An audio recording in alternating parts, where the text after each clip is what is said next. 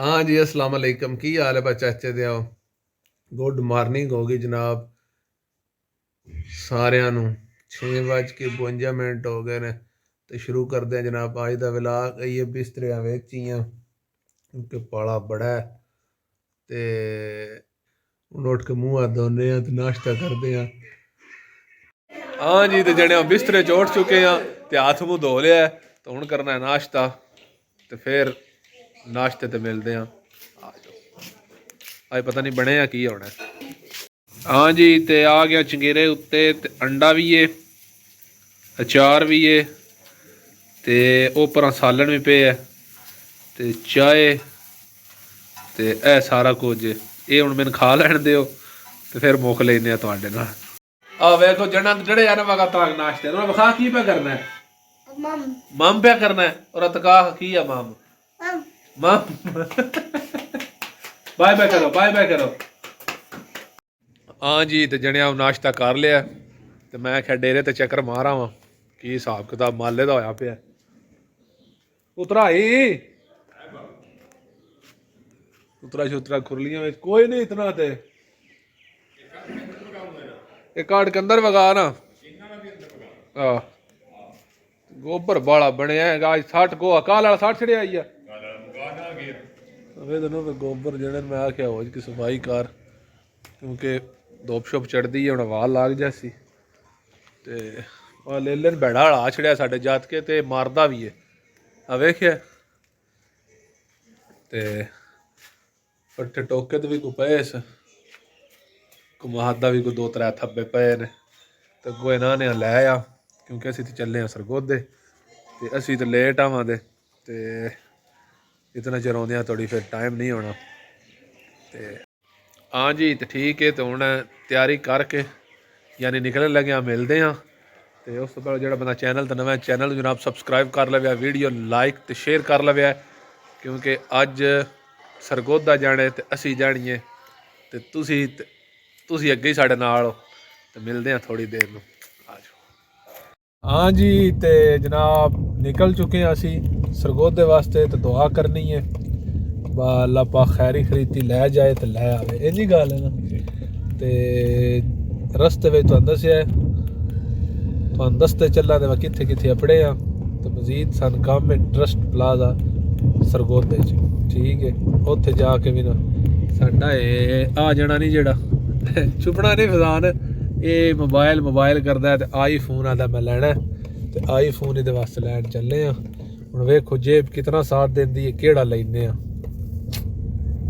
हाँ जी, तो दुकान ते आया तो आप जेड़े ने भी आख्या चल साडे नाल ते तू भी कोई शै लैनी है तो ले लवी। दुकान करते हैं बंद, चलते हैं सरगोधे। आ जाओ। हाँ जी, बजने आ गया ऐड फकीरियां ते मंडी बावलदीन वाले अल्लाह हाफिज़। तो हुण आ गया जनाब इंटर हो गया सरगोधे दे यानी एरिए विच। इत्थों जिला सरगोधा स्टार्ट हो गया हैड दी नार है। तो आ वेख सकते हो तुसी शहर का पिछे व्यू तुसा वेख लिया। इस साइड ते ना मोना डिपू है। यह बोर्ड उच्चा नहीं जो लग्या ये मोने डिपू का लग्या वेखिया मोना। तो इत्थों जनाब सीधा हूँ इंशाल्लाह सालम ते उत्थे जाके तो फिर करते हैं तुहाडे नाल गल्लां। हाँ जी, तो वेखो ना फुल्लरवान सरगोधा ते सालम ते फुल्लरवान दी जनाब दाल बड़ी मशहूर है। तो हुण इंज ना कमेंटा याद रहे दाल केड़ा खाने वाली होंदी है, पर इत्थे दी दाल वाकई फेमस है। बंदे दूरों दूरों आउंदे ने ते इत्थों दाल डोंगियां यानी पैक करवा के पार्सल करवा के लै जांदे ने घरे वाले भी जाके खाण, ठीक है। तो इंशाल्लाह जे टाइम लगा तो खासा, नहीं तो असां हो जाना लेट तो खाना उत्थे सरगोधे ही खां दे। ते आ जाओगा नेड़े ही है जनाब सालम इंटरचेंज। तो साडी उत्थे दावत पक्की है। मामू मेरे ते जनाब सोहरे ने उत्थे ते दावत साडी पक्की पई है। तो असीं क्यों होटलों ते पैसे लाने ने। ते नेड़े ही जनाब सालम ते सालम चल के तो तुहानूं विखाने इंटरचेंज तो फिर अगां चलते हैं। हाँ जी, तो जने आ गए सालम इंटरचेंज ते ए वेख सकते हो तुसी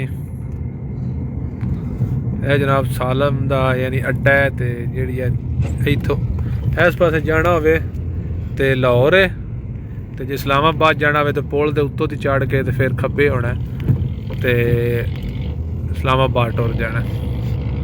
ਤੇ ਪੁਲ ਤੇ ਚੜ੍ਹ ਕੇ ਤੁਹਾਨੂੰ ਇੱਕ ਵਿਊ ਮੋਟਰਵੇ ਦਾ ਵਿਖਾਉਂਦੇ ਆ। ਹਾਂ ਜੀ, ਤੇ ਜਣਿਆ ਉਹ ਪੁਲ ਦੇ ਉੱਤੇ ਆ ਗਏ ਆ ਤੇ ਮੈਂ ਆਖਿਆ ਇੱਕ ਵਿਊ ਤੁਹਾਨੂੰ ਮੋਟਰਵੇ ਦਾ ਵਿਖਾ ਛੜੀਏ। ਇਹ ਵੇਖੋ ਨਾ ਪਿੱਛੇ ਆ ਮੋਟਰਵੇ ਤੇ ਇਹ ਬੰਦਾ ਹਰਨ ਪਿਆ ਮਾਰਦਾ ਜ਼ਿਆਦਾ ਵੀਡੀਓ ਕਿਉਂ ਪਿਆ ਬਣਾਉਣਾ। ਯਾਨੀ ਮੋਟਰਵੇ ਦਾ ਇੱਕ ਹੋਰ ਇਹਦੇ ਬਾਰੇ ਗੱਲ ਹੈ, ਮੋਟਰਵੇ ਦਾ ਇਸਲਾਮਾਬਾਦ ਤੋਂ ਲੈ ਕੇ ਲਾਹੌਰ ਤੱਕ ਸਾਲਮ ਇੰਟਰਚੇਂਜ ਸੈਂਟਰ ਪੁਆਇੰਟ ਬਣਦਾ ਹੈ। ਯਾਨੀ ਅੱਧੋ ਵੱਧ ਜਿਸ ਬੰਦੇ ਲਾਹੌਰੋਂ ਆਉਣਾ ਜਾਂ ਜਿਸ ਬੰਦੇ ਇਸਲਾਮਾਬਾਦ ਤੋਂ ਆਉਣਾ ਉਹਦਾ ਇੱਥੇ ਆ ਕੇ ਅੱਧਾ ਸਫ਼ਰ ਹੋ ਜਾਂਦਾ। ਤਾਂ ਮੈਂ ਆਖਿਆ 10 ਜਿਹੜੀ ਦੋਸਤਾਂ ਨੇ ਸੈਂਟਰ ਪੁਆਇੰਟ ਨਾਲੇ ਵਿਖਾ ਛੜੀਏ ਇੱਕ ਵਾਰੀ ਫਿਰ ਵੇਖ ਲਓ ਵਿਊ। ਇਹ ਜਿਹੜੀਆਂ ਗੱਡੀਆਂ ਨੇ ਨਾ ਇਹ ਲਾਹੌਰ ਤੋਂ ਆ ਰਹੀਆਂ ਨੇ ਤੇ ਇਸ ਸਾਈਡ ਤੇ ਜਨਾਬ ਇਸਲਾਮਾਬਾਦ ਜਾ ਰਹੀਆਂ ਨੇ। ਆ ਜਾਓ ਅਸੀਂ ਲੇਟ ਪਏ ਹੁੰਦੇ ਹਾਂ, ਗੱਡੀ ਸੜਕ ਤੇ ਖਿਲਾ ਰਹੀ ਹੈ ਤੇ ਜਾਣਾ ਅਗਾ ਹੁਣ ਸਰਗੋਧੇ ਅਗਲਾ ਟੱਚ। ਆ ਜਾਓ ਨਾਲ ਹੀ ਆ ਤੁਹਾਡੇ। ਹਾਂ ਜੀ, ਤੇ ਬਲਵਾਲ ਆ ਗਏ ਆ। ਇਹ ਵੇਖੋ ਫਾਟਕ ਤੇ ਸਾਹਮਣੇ ਸ਼ੂਗਰ ਮਿਲ ਹੈ।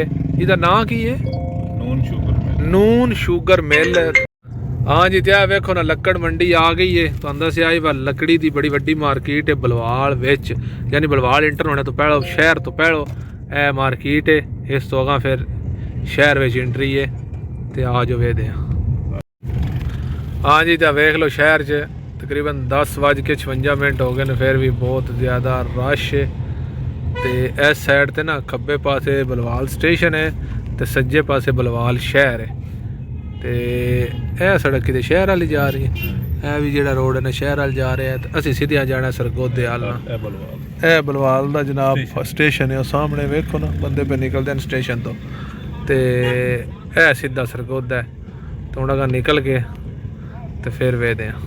ਹਾਂ ਜੀ, ਤੇ ਇਹ ਗੌਰਮੇ ਬੇਕਰੀ ਹੈ। ਸਾਡੇ ਜਣੇ ਦਾ ਨਾ ਦਿਲ ਖਰਾਬ ਪਿਆ ਹੁੰਦਾ ਤੇ ਮੈਂ ਆਖਿਆ ਜਾਓ ਕੋਈ ਜੂਸ ਸ਼ੂਸ ਲੈ ਆਓ, ਇਹਦੇ ਬਹਾਨੇ ਅਸੀਂ ਵੀ ਪੀ ਲਾਂਗੇ। ਤੇ ਉਹ ਲੱਗੇ ਜਾਂਦੇ ਨੇ ਸਾਡੇ ਸ਼ੇਰ ਜਵਾਨ ਤੇ ਲੈ ਕੇ ਆ ਜਾਂਦੇ ਨੇ।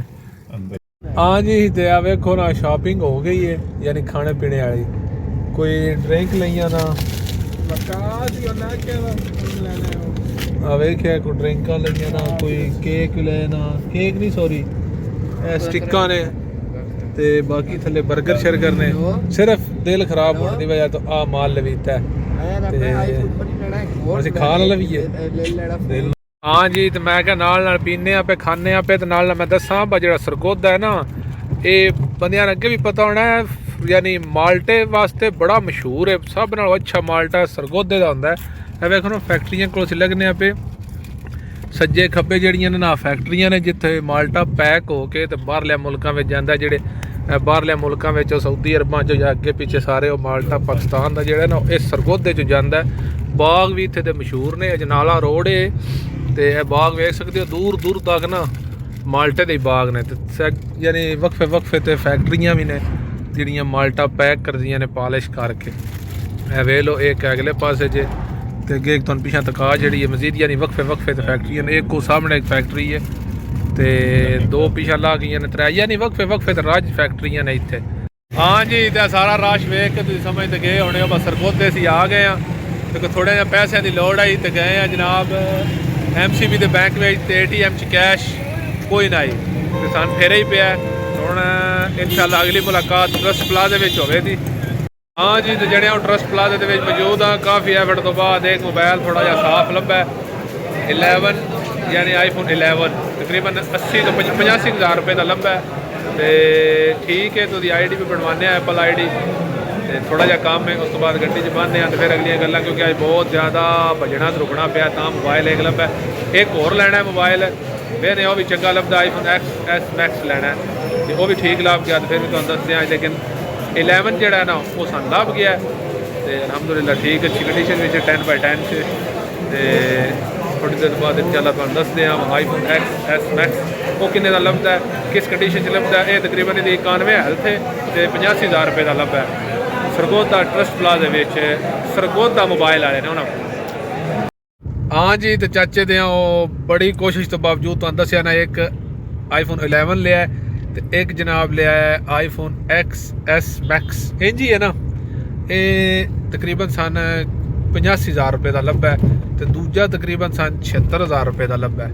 ਠੀਕ ਹੈ, ਨਾਨ PTI ਹੁੰਦਾ ਨਾਨ PT ਹੁੰਦਾ ਨਾਨ ਪੀਟੀ ਤੇ ਹੁਣ ਬਿਲਕੁਲ ਕਾਰ ਵਿੱਚ ਬਿਲਕੁਲ ਰਿਜ਼ਲਟ ਵੀ ਕੋਈ ਨਹੀਂ ਠੀਕ ਪਿਆ ਹੁੰਦਾ, ਹਨੇਰਾ ਪੈ ਗਿਆ ਤੂੰ ਚੱਲੇ ਆ ਘਰ ਤੇ ਇਨਸ਼ਾਅੱਲਾ ਜ਼ਿੰਦਗੀ ਰਹੀ ਤੇ ਸਵੇਰ ਨਵੀਂ ਵੀਡੀਓ ਲੈ ਕੇ ਹਾਜ਼ਰ ਹੋਵਾਂਗੇ। ਤੇ ਇਸ ਵੀਡੀਓ ਲਾਈਕ ਤੇ ਸ਼ੇਅਰ ਕਰ ਲੈਣਾ ਕਿਉਂਕਿ ਬੜੀ ਮਿਹਨਤ ਕੀਤੀ ਹੈ ਜਿਤਨੀ ਹੋ ਸਕਦੀ ਹੈ ਤੇ ਅੱਗੋਂ ਇਹ ਫੋਨ ਲਿਆ ਵਲੌਗ ਵਾਸਤੇ ਸਿਰਫ ਲਿਆ ਨਾ ਕਿਉਂਕਿ ਇਸ ਮੋਬਾਈਲ ਦਾ ਰਿਜ਼ਲਟ ਕੋਨ ਆਈ ਤੇ ਇਨਸ਼ਾਅੱਲਾ ਸਵੇਰ ਮਿਲਦੇ ਆ ਨਵੀਂ ਵੀਡੀਓ ਲੈ ਕੇ। ਇਨ ਸ਼ੇਅਰ ਕਰ ਲੈਣਾ ਤੇ ਜਿਹੜਾ ਬੰਦਾ ਚੈਨਲ ਤੇ ਨਵਾਂ ਚੈਨਲ ਨੂੰ ਲਾਜ਼ਮੀ ਸਬਸਕ੍ਰਾਈਬ ਕਰ ਲਵੇ। ਠੀਕ ਹੈ, ਅੱਲਾ ਦੇ ਵਾਲੇ।